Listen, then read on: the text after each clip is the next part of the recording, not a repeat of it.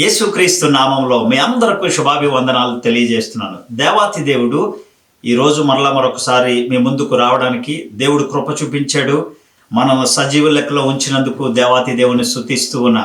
మీరందరూ క్షేమంగా ఉన్నారని నమ్ముతున్నాను. ఆ దేవుడు నిన్ను దర్శిస్తే అనే అంశం ద్వారా మీ ముందుకు రావడానికి ప్రభువు నాకు ఇచ్చిన ఈ అవకాశంను బట్టి దేవుని స్తుతిస్తున్నాను. కొన్నిసార్లు ఒకవేళ దేవునికి విరుద్ధంగా పనిచేసినా లేకపోతే దేవునికి అనుకూలంగా పనిచేసినా దేవుడు ఖచ్చితంగా మనతో ఉండేవాడు. కొంతమంది దేవునికి కంప్లీట్గా ఆఫ్ ట్రాక్లో ఉంటారు, కొంతమంది దేవునికి అతి సమీపంగా ఉంటారు. ఇలాంటి వారిని ఎప్పుడు దేవుడు విడిచిపెట్టడు. ఎందుకంటే దేవుని ప్రణాళికలో మనం ఉన్నాము అని తెలియజేయడానికి. కొన్నిసార్లు దేవునికి వ్యతిరేకంగా పనిచేస్తే దేవుడు కనుదృష్టి వారిపైన ఎప్పుడు ఉంటుంది, వారిని విడిచిపెట్టేవాడు కాదు. ఒకవేళ వారు ఎప్పుడైనా తిరిగి దేవుని సన్నిధిలోనికి వస్తారని దేవుడు ఎదురు చూస్తూ ఉంటాడు. అలాంటి వ్యక్తుల్లో సౌలు అనే వ్యక్తి పాత నిబంధనలో ఉన్న సౌలు కాదు, ఈయన కొత్త నిబంధనలో ఉన్న సౌలు. ఎవరైతే క్రీస్తు కొరకు ఇతరులను హింస పెడుతూ బాధ పెడుతూ యూదులుగా ఉన్న క్రైస్తవులను చంపుతూ హింసకు గురి చేస్తూ ఉన్న వారిలో సౌలు అనే వ్యక్తి వారిని నిత్యము వారిని వేధిస్తూ వారిని బాధ పెడుతూ వారిని చంపుతూ ఉన్న వ్యక్తుల్లో ప్రథముడుగా ఆయన ఉన్నట్లు మనం చూడగలుగుతాం. దేవాతి దేవుడు అలాంటి వారిని ఎప్పుడూ కూడా వారిని విడిచిపెట్టడు. వారికి ఒక అవకాశం ఇచ్చే దేవుడు, వారిని ప్రేమించే దేవుడు. శత్రువులను సైతం మన దేవుడు ప్రేమించేవాడు. అందులో సౌలు పౌలుగా మార్చబడిన తర్వాత తన జీవితము ప్రభువు కొరకు బలముగా పనిచేసినట్లు కూడా మనం చూడగలుగుతాం. ఒకటి సౌలు, రెండవ వ్యక్తి అననీయ. సౌలు దేవునికి విరుద్ధంగా జీవించేవాడు, అననీయ ప్రభువుకి అతి సమీపంగా ఉన్నవాడు. ఒకరోజు సౌలు యెరూషలేము వైపు వెళుతున్న క్రైస్తవులను బాధించడం కొరకు, హింస పెట్టడం కొరకు, చంపడం కొరకు దమస్కు మార్గం గుండా వెళ్తూ ఉండగా పరిశుద్ధాత్మ దేవుడు సౌలుని దర్శించాడు. దర్శించి సౌలుని పౌలుగా మార్చినట్లు మనం చూడగలుగుతాం. అపోస్తుల కార్యాలు 9వ అధ్యాయము 3వ వచనం నుంచి 5వ వచనం వరకు చూడగలిగితే దేవాతి దేవుడు పరిశుద్ధాత్మ ద్వారా వ్రాయించిన మాటలు. అతడు ప్రయాణము చేయుచు దమస్కు దగ్గరకు వచ్చినప్పుడు ఆకస్మికముగా ఆకాశము నుండి ఒక వెలుగును అతని తట్టు ప్రకాశించెను. అప్పుడు అతడు నేల మీద పడి, సౌలా సౌలా, నీవేళ నన్ను హింసించుచున్నావని తనతో ఒక స్వరము పలుకుట వినెను. ప్రభువా, నీవెవడవని అతడు అడుగగా ఆయన, నేను నీవు హింసించుచున్న యేసును. దేవుడు ఎంత మంచివాడు కదా!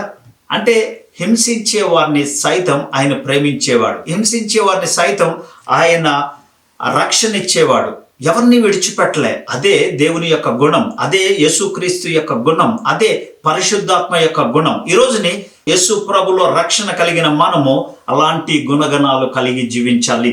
ఈ హింసించబడిన విశ్వాసుల్లో వారు ప్రభు దగ్గరికి వెళ్ళి సౌలు గురించి ప్రార్థన చేసి ఉండొచ్చు. ఆ ప్రార్థన దేవుడు ఆలకించి సౌలుని దర్శించినట్లు మనం చూడగలుగుతాం. ఈ రోజుని మన చుట్టూ ప్రతికూలమైన పరిస్థితులు, చాలా మతపరమైన బాధలు, ఎంతో మంది క్రైస్తవులు అనబడిన వారిని బాధిస్తున్నారు, వేదనకు గురి చేస్తున్నారు. ఈ సోషల్ మీడియా ద్వారా వారిని అటాక్ చేస్తున్న సందర్భాలు మనం చూడగలుగుతాం. అయితే వారందరికీ కూడా ప్రభు జ్ఞాపకం చేస్తున్నాడు ఏంటంటే, వారి కొరకు మనం ప్రార్థన చేయాలి, హింసించి వారి కొరకు ప్రార్థన చేయాలి. వారి కొరకు మనం నిత్యము ప్రభు సన్నిధిలోనికి వారిని తీసుకుని వెళ్తే దేవాతి దేవుడు వారిని ప్రేమించేవాడు, వారికి రక్షణ ఇచ్చేవాడు. ఈ రోజుని నీవు ప్రభు సువార్తను ప్రకటిస్తుండగా ఒకవేళ ఎవరైనా మిమ్మల్ని బాధించిన, హింసించిన, ఒకవేళ ఎవరైనా మీ కొరకు వ్యతిరేకంగా మాట్లాడినా భయపడని అవసరం లేదు. సజీవమైన దేవుని కొరకు మీరు నిలబడండి, దేవుడు శక్తినిచ్చేవాడు. భయపడిన అవసరం లేదు, ఎందుకంటే మన ప్రభువు సజీవమైన వాడు. దేవాతి దేవుని యొక్క కార్యాలు గొప్పవి కదా. సో సౌలు దేవుని యొక్క బిడ్డలను హింసించడానికి, దేవుని యొక్క బిడ్డలను బాధించడానికి వెళ్తున్న సమయంలో సజీవమైన దేవుడు కాబట్టి, ప్రేమమయుడు కాబట్టి సౌలుని అక్కడ దర్శించినట్లుగా చూస్తాం. సౌలు ప్రభువుని అడుగుతాడు, ప్రభువా నీవెవరు అని. అంటే ఆయనకి తెలుసు ఆయన ఎవరో. సాధారణంగా అంత రోషం కలిగిన వాడు, బలము కలిగిన వాడు, శక్తి కలిగిన వాడు కింద పడిపోతే ఒకవేళ చాలా గట్టిగా కోపంతో మాట్లాడి ఉండొచ్చు, కానీ అతను పడిపోయిన తర్వాత అతనిని దర్శించిన వారు ఎవరో ఆయన గమనించి ఈ మాట జ్ఞాపకం చేస్తున్నాడు. ప్రభువా, నీవెవడివి? నువ్వు ఎవరినైతే హింసిస్తున్నావో ఆ యేసుని నేనే అని. అంత ప్రేమమయుడు కదా, దేవుడు ప్రేమించేవాడు అనే మాట చెప్పడానికి ఇది ఒక సాదృశ్యం. ఈ లాక్డౌన్లో ఉన్న మనము నేర్చుకోవాల్సిన విషయాలు: దేవుడు ప్రేమించేవాడు, దేవుడు మనలను దర్శించేవాడు. ఒకవేళ దేవుడే మనలను దర్శిస్తే మన జీవితాలు మార్చబడతాయి. ఆది కాండంలో మనం చూడగలిగితే అబ్రాహాముగా మార్చబడడం, శారాయి శారాగా మార్చబడడం, యాకోబు ఇజ్రాయేలుగా మార్చబడడం, మోషే మరి దేవునిలోకి వెళ్ళిన తర్వాత మరి శక్తివంతంగా మార్చబడడం, ఇలాగా చాలా మంది నాయకుల్ని బైబిల్ గ్రంథంలోంచి మనం చూడగలుగుతాం. సౌలుని పౌలుగా చేశాడు దేవుడు. మరి ఈ నూతన నిబంధనలో కూడా సౌలుని దేవుడు దర్శించిన తర్వాత ఇక తనెప్పుడు కూడా సౌలుగా ఉండలేదు, అతను పౌలుగా మార్చబడ్డాడు. సౌలుగా ఉంటే పెద్దవాడని, రోషం కలిగిన వాడని, లేకపోతే రకరకాలుగా అతని పేర్లు ఉన్నాయి. కానీ పౌలు అన్నప్పుడు మరి తగ్గింపు గుణము కలిగిన వాడు, ప్రార్థనా పరుడు అని రకరకాలుగా చెప్పొచ్చు. ఒక చోట చిన్నవాడు అని చెప్పబడింది. కొన్నిసార్లు మనం తగ్గించుకున్నప్పుడు, మనం ప్రభు దగ్గరికి వెళ్ళినప్పుడు మనం అనుకుంటాం, నేను తగ్గించుకుంటే నా జీవితం ఏమైపోద్ది, నా క్యాలిబర్ ఏమైపోతుంది, నాకున్న పేరేమైపోతుంది అనుకుంటాం కదా. ఒకసారి నీవు తగ్గించుకొని చూస్తే నువ్వు హెచ్చించబడతావు.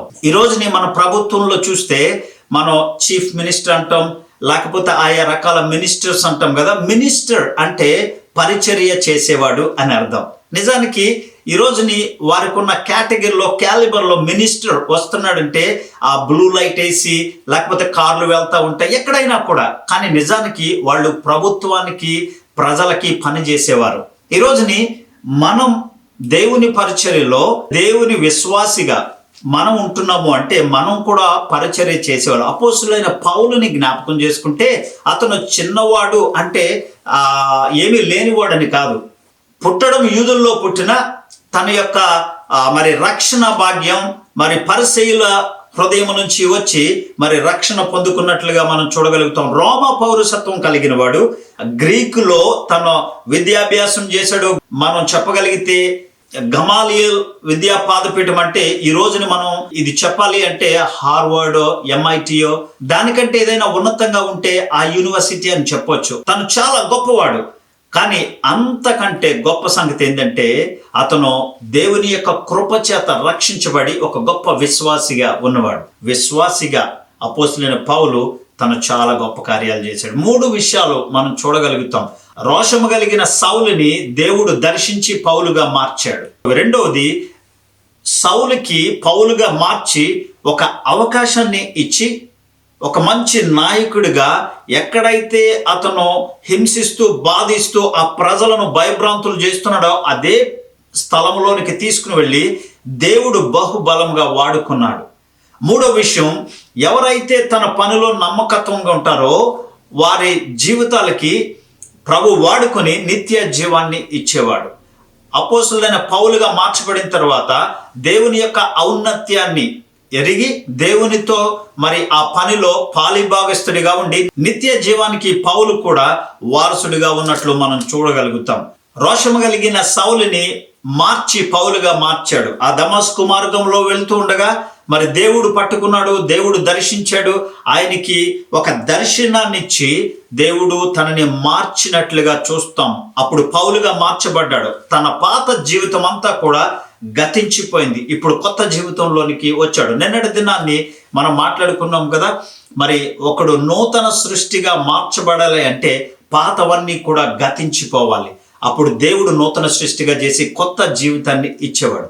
ఇప్పుడు సౌలు ఇక అతని జీవితంలో సౌలుగా లేడు, అతను పౌలుగా మార్చబడ్డాడు. నిజానికి సౌలు అనే పేరు పాత నిబంధన గ్రంథంలో, ఆ సమూయేలు గ్రంథంలో మనం చూడగలుగుతాం కదా. మరి ఇజ్రాయేలీలకి మొదట రాజు, అతని పేరు తర్వాత పెట్టబడిన పేరు. అందుకే పాత నిబంధన గ్రంథంలో సౌలు వేరు, కొత్త నిబంధనలో ఉన్న సౌలు వేరు.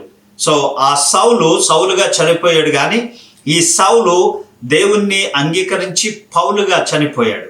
రోషం కలిగిన మరి సౌలు ప్రభు కొరకు రోషం కలిగి క్రీస్తు రాజ్యంలో నీతి కిరీటం కొరకు చనిపోయాడు. ఎంత గొప్ప సంగతి! ఈరోజు లాక్డౌన్లో ఉన్న మనము క్రీస్తుని కలిగి ఉండగలిగితే మనము మన జీవితాలు నూతన సృష్టిగా మార్చబడతాయి. ప్రభు ఒక అవకాశం ఇచ్చేవాడు. సౌలుకి ఒక అవకాశం ఇచ్చాడు. చాలా కాలం క్రైస్తవుల్ని హింస పెడుతూ క్రీస్తుని కలిగిన బిడ్డలను వాళ్ళని వెంటాడుతూ చంపిన వారు ఎంతో మంది లేకపోలేదు. స్టెఫనును కూడా చంపినప్పుడు పౌలు ఒక రాయేసి అతనిని కూడా చంపినట్లు మనం చూడగలుగుతాం. అపోస్తులైన పౌలే దానికి సాక్ష్యం ఇస్తూ ఉన్నాడు. యేసు ప్రభు వారు పౌలుకి ఒక పని అప్పగించాడు. నీవు లేచి పట్టణంలోనికి వెళ్ళుము, అక్కడ నీవు ఏమి చేయవలనో అది నీకు తెలియబడెను అని అక్కడ పౌలుకి జ్ఞాపకం చేస్తూ ఉన్నాడు. ఆ సమయంలో సౌలుతో ఎవరెవరైతే ప్రయాణం చేస్తున్నారో వారందరూ కూడా అతన్ని మరి విడిచిపెట్టినట్టు, అతన్ని మాట వినలేదు ఎవరు ఇక అక్కడి నుంచి. సో వాళ్ళందరూ మౌనం అయిపోయారు. కానీ సౌలు ఒక్కడే అక్కడ మిగిలిపోయినట్లుగా చూస్తాం. ఆ తర్వాత 3 దినములు అతను చూపు లేక అన్నపానములు కూడా తీసుకోలేక అక్కడ పడిపోయి ఉన్నట్లు మనం చూస్తాం. ఆ తర్వాత దేవుడు మరి దమస్కులో ఉన్న అననీయాన్ని దేవుడు దర్శించి అననీయకి జ్ఞాపకం చేస్తాడు. పౌలు అక్కడ పడిపోయి ఉన్నాడు.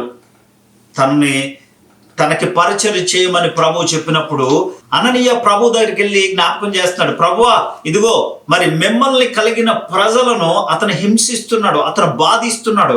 సో ఇప్పుడు మీరు అతని దగ్గరికి వెళ్ళి అతనికి పరిచర్య చేయడం ఎలాగా అంటే ప్రభు జ్ఞాపకం చేస్తున్నాడు. అతను రోషము కలిగిన వాడు, అతడు నమ్మకమైన వాడు, అతడు దేవుని పని కొరకు నిలబడగలిగిన వాడు. నువ్వు వెళ్ళి అతనికి మరి పరిచర్య చేయమని ప్రభు జ్ఞాపకం చేస్తాడు. సో ప్రభు చెప్పిన రీతిగా మరి అననీయ అతనికి మరి పరిచర్య చేసి ఆ తర్వాత మరి దేవుడు పౌలుని బహుగా వాడుకున్నట్లు మనం చూడగలుగుతాం. రెండో విషయం, దేవుడు అవకాశం ఇచ్చేవాడు. అపోస్తులైన పౌలు తిమోతికి రాసిన మొదటి పత్రిక 1వ అధ్యాయము 12-13 వచనాల్లో మనం చూడగలుగుతాం.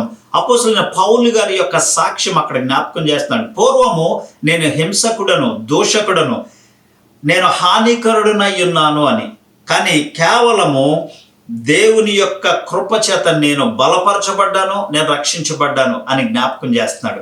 సో దేవుడు తన పనికి పిలిచిన తర్వాత అపోస్తులైన పౌలు చాలా రోషం కలిగి జీవించినట్లు మనం చూడగలుగుతాం. ఈ పౌలు గారు చెప్పిన కొన్ని మాటల్లో నాకు చాలా ఇష్టమైన మాటలు ఇవన్నీ కూడా. రోమపత్రిక 1వ అధ్యాయము 16-17 వచనాలు ఈ మాటలు చెప్తున్నాడు. నేను సువార్తను గురించి సిగ్గుపడేవాడను కాను. ఎంత గొప్ప మాట కదా! సువార్తను గురించి నేను సిగ్గుపడేవాడిని కాను. ఎందుకంటే ఆయనకి తెలిసిన పరిస్థితులన్నీ కూడా ఆయన ఆ పరిస్థితుల గుండా వెళ్ళినవాడు. మరి పౌలు మరి దేవుని గురించి రోషం కలిగి తను జీవించినట్లుగా మనం చూస్తాం. ఫిలిప్పీలకు రాస్తూ ఉన్నాడు 1వ అధ్యాయం 21వ వచనం, నా మట్టుకైతే నేను బ్రతుకుట క్రీస్తే, చావైతే మేలే కదా అంటాడు. ఎంతమంది ఈ లాక్డౌన్లో ఉన్న మనం మరి దేవుడు తన పని తను చేస్తూ ఉన్నాడు, తన కృప తను చూపిస్తూ ఉన్నాడు, తను ఎప్పుడు విడిచిపెట్టలే. మనం ఈ లాక్డౌన్ సమయంలోంచి బయటకు వచ్చేటప్పటికి ఒక నూతనమైన వ్యక్తిగా రావాలి. ఒకవేళ నీకు దేవుని దర్శనము కావాలి అంటే ప్రభు సన్నిధిలోకి వెళ్ళి ప్రభువుని అడిగితే ఆయన నిన్ను దర్శించేవాడు. ఒకవేళ దేవుడు నిన్ను దర్శిస్తే నీ జీవితం మార్చబడుతుంది. ఇక మునుపటి వలె నువ్వు ఎప్పటికీ ఉండవు అని ప్రభు జ్ఞాపకం చేస్తావు. ఒక నూతన సృష్టిగా నువ్వు మార్చబడతావు. కానీ ఒకసారి మార్చబడిన తర్వాత ప్రభు కొరకు నిలబడేవారిగా ఉండాలి, రోషము కలిగి జీవించేవారిగా ఉండాలి. మన విశ్వాసాన్ని మనం జాగ్రత్తగా కాపాడుకోవాలా. ప్రభు యొక్క రక్షణ కొరకు వాక్యమందు ప్రార్థన యందు ఎడతెగక మనం విశ్వాసి వలె జీవించాలా, క్రీస్తుకి సమీపంగా ఉండాలా. ఈ పరిస్థితులన్నీ కూడా టెంపరీ.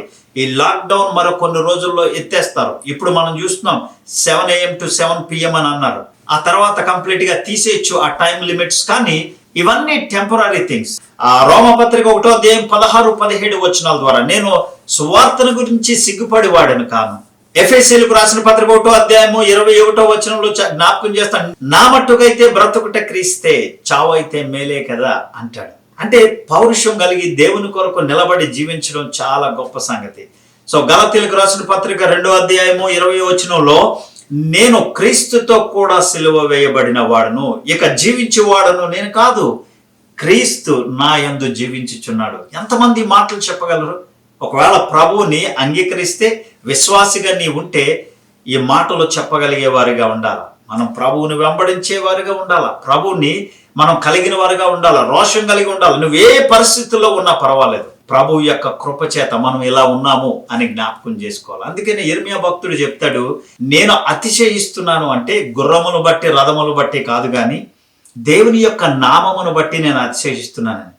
అపోస్తలుడైన పౌలు జ్ఞాపకం చేస్తాడు, నేను ప్రభువుని కలిగి ఉండుట కొరకు నాకున్న సమస్తాన్ని పెంటకప్పుగా ఎంచుకుంటున్నాను అంటాడు. ఈరోజుని అదే పరిశుద్ధాత్మ దేవుడు నీకు జ్ఞాపకం చేస్తున్నాడు. ఈ లాక్డౌన్ సమయంలో మన జీవితము ట్రాన్స్ఫర్మేషన్ జరగాలి.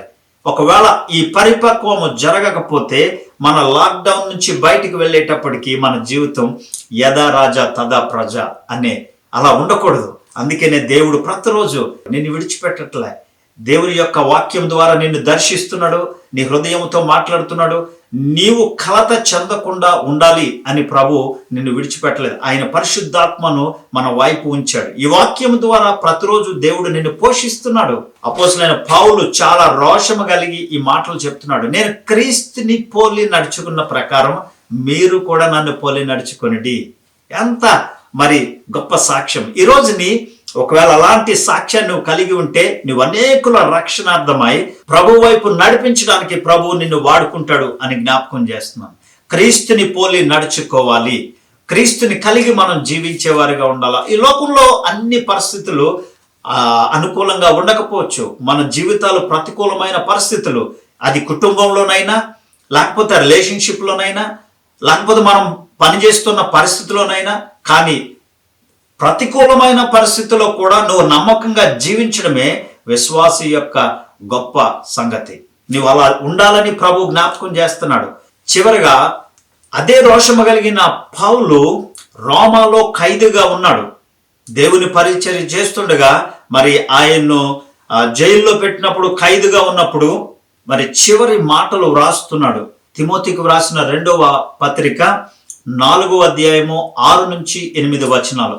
ఈ లాక్డౌన్ లో ఉన్న నీవు ఈ మాటల ద్వారా నువ్వు బలపరచబడితే దేవాతి దేవుడు నీకు నిత్య రాజ్యాన్ని అపోస్తలుడైన పౌలుకి ఇచ్చాడు, ఆయన వెంబడించిన వారికి ఇచ్చాడు, తర్వాత దానియేలుకి ఇచ్చాడు, దావీదుకి ఇచ్చాడు, మోషేకి ఇచ్చాడు, అబ్రాహాంకి ఇచ్చాడు. అదే దేవుడు ఈ రోజున నీకు కూడా మరి నిత్య జీవాన్ని ఇవ్వాలని ఆశపడుతున్నాడు. పౌలు గారు చివరిగా చెప్పిన మాటలు, జైల్లో ఉన్నాడు, కొన్ని నిమిషాల్లో అతను చంపబడతాడు. ఆయనకి తెలుసు. ఆయన్ని మరి దర్శించడానికి వచ్చిన అతని స్నేహితులు ఆయన్ను బలపరచడం కొరకు మరి ఆ జైలుకి వచ్చినప్పుడు అపోస్తలుడైన పౌలు వారికి జ్ఞాపకం చేస్తున్నాడు. అపోస్తలుడైన పౌలు తిమోతికి రాసిన 2వ పత్రిక 4వ అధ్యాయము 6 నుంచి 8 వచనాలు చూడగలిగితే చాలా మరి హృదయానికి తాకే మాటలు. కొన్ని నిమిషాల్లో ఆయన చనిపోతున్నప్పుడు తన చివరి మాటలు వ్రాస్తున్నాడు, నేనిప్పుడే ప్రాణార్పణముగా పోయబడి ఉన్నాను, నేను వెడలిపోవు కాలము సమీపమైనది, మంచి పోరాటము నేను పోరాడి తిని, నా పరుగు కడముట్టించి తిని, ఆ విశ్వాసమును కాపాడుకొంటిని. ఇక మీదట నా కొరకు నీతి కిరీటం ఉంచబడి ఉన్నది. ఆ దినమందు నీతిగల న్యాయాధిపతి అయిన ప్రభు అది నాకు మాత్రమే కాకుండా తన ప్రత్యక్షతను అపేక్షించు వారందరికీ అనుగ్రహించుచున్నాను అని. ఎవరైతే ప్రభువుని వెంబడిస్తారో, ఎవరైతే క్రీస్తుని సొంత రక్షకునిగా అంగీకరించి, ఎవరైతే క్రీస్తు కొరకు నాయకుడిగా లేకపోతే దేవుని బిడ్డగా జీవించాలని ఆశపడతారో వారందరికీ కూడా ప్రభు ఈ శక్తిని ఇచ్చేవాడు, నీతి కిరీటాన్ని ప్రభు ఇచ్చేవాడు. దాని కొరకు మనము నిత్యము పోరాడాల, ప్రభు కొరకు జీవించేవారుగా ఉండాల. ప్రభు దర్శిస్తే మన జీవితాలు మార్చబడతాయి. పాతవి గతించెను, సమస్తము కొత్తవాయెను. అపోస్తలుడైన పౌలు తన చివరి మాటలు, నేను నీతి కిరీటం కొరకు జీవిస్తున్నాను, అదే మాట చెప్పాడు. నేను నా మట్టుకైతే బ్రతుకుట క్రీస్తు, చావైతే మేలే, నేను క్రీస్తుతో కూడా సిలువ వేయబడినాను, ఇకను జీవించేవాడను నేను కాదు, క్రీస్తే నా యందు జీవించుచున్నాడు. ఆ సాక్ష్యాన్ని మనం చెప్పేవారుగా ఉండాలి. ఎలాంటి పరిస్థితి వచ్చినా, ఈ లాక్డౌన్ పొడిగించిన, ఈ లాక్డౌన్లో ఎంత కష్టమైన ఆ దేవాతి దేవుని యొక్క కృప మనం కలిగి ఆయన కొరకు జీవించేవారుగా ఉండాలా. అపోస్తలుడైన పౌలు చిన్నవాడేమి కాదు. అతని పుట్టుక మరి అతను యూదుడు. అతని కన్వర్షన్ మరి పరిసయ్యుల యొక్క మరి హృదయం నుంచి దేవుడు మార్చినవాడు. అతని పౌరసత్వము రోమా పౌరసత్వము కలిగిన వాడు. అతను చదివిన చదువు గ్రీకులో గమాలియల్ అనే విద్యా పాదపీఠం నుండి చదివినవాడు. తర్వాత మరి క్రీస్తు కృపను బట్టి ఒక విశ్వాసిగా తను జీవించాడు. ఆ తర్వాత మిషనరీగా మార్చబడ్డాడు, ఒక థియోలోజియన్ గా అయ్యాడు, తర్వాత ఒక గొప్ప ఇవాంజలిస్ట్ గా సువార్థికుడిగా అయ్యాడు, ఒక సేవకుడిగా ఉన్నాడు, తర్వాత ఆయన ఒక బైబిల్ టీచర్ గా ఉన్నాడు, ఒక ప్రీచర్ గా ఉన్నాడు, ఒక గొప్ప ఆర్గనైజర్ గా ఉన్నాడు, తర్వాత లీడర్ గా కూడా ఉన్నాడు. ఆ తర్వాత he was a spokesman also, is a fighter. తర్వాత he was a lover of Jesus Christ and the slave for Christ. దేవుడు తనని గొప్పగా వాడుకున్నాడు. ఈరోజు నేను నీ జీవితాన్ని ప్రభు సన్నిధిలోనికి తీసుకుని వెళ్తే దేవుడు నిన్ను గొప్పగా వాడుకునేవాడు. పరిశుద్ధాత్మ దేవుని యొక్క శక్తి నీలో ఉండాలి అని ప్రభు ఈరోజు నీతో మాట్లాడుతున్నాడు. కళ్ళు మూసుకోండి, ప్రార్థన చేసుకుందాం. ప్రభువా, నీకు వందనాలు నాయన, నీ వాక్యము చేత నాతో మాట్లాడు. ఇదిగో నా పరిస్థితిని నువ్వు నాకు తెలియపరచావు నాయన. ఇదిగో ప్రభువా, ఇదిగో ఎందరైతే క్రీస్తుని కలిగిన బిడ్డలను ప్రభువా మరి బాధ పెడుతుంటారో, హింస పెడుతుంటారో, వారిని సైతం మీరు ఎవరిని విడిచిపెట్టలేదు నాయన. మీరు ప్రేమించారు, వారికి రక్షణ భాగ్యాన్ని ఇచ్చారు.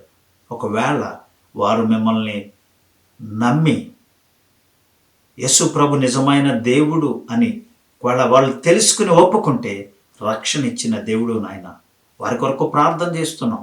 మా చుట్టుపక్కల ఉన్న పరిస్థితులు అన్నిటి కొరకు ప్రార్థన చేస్తున్నాం. ఇదిగో మా ఇంట్లో ఉన్న పరిస్థితుల కొరకు, ఈ లాక్డౌన్లో ఉన్న పరిస్థితుల కొరకు మేము ప్రార్థన చేస్తున్నాం. మమ్మల్ని విడిపించండి నాయన. ఒక నూతన దర్శనముతో మమ్మల్ని బయటకు తీసుకుని వెళ్ళమని ప్రార్థన చేస్తున్నాం. మీకే మహిమ, ఘనత, ప్రభావాలు చెల్లిస్తూ యేసుక్రీస్తు నామంలో ప్రార్థిస్తున్నాము తండ్రి, ఆమేన్. ఈ మాటలు మీకు ఆశీర్వాదకరంగా ఉంటే లైక్ చేయండి, ఇతరులకు షేర్ చేయండి, సబ్స్క్రైబ్ చేయడం మర్చిపోకండి. దేవుడు మిమ్మల్ని దీవించును గాక.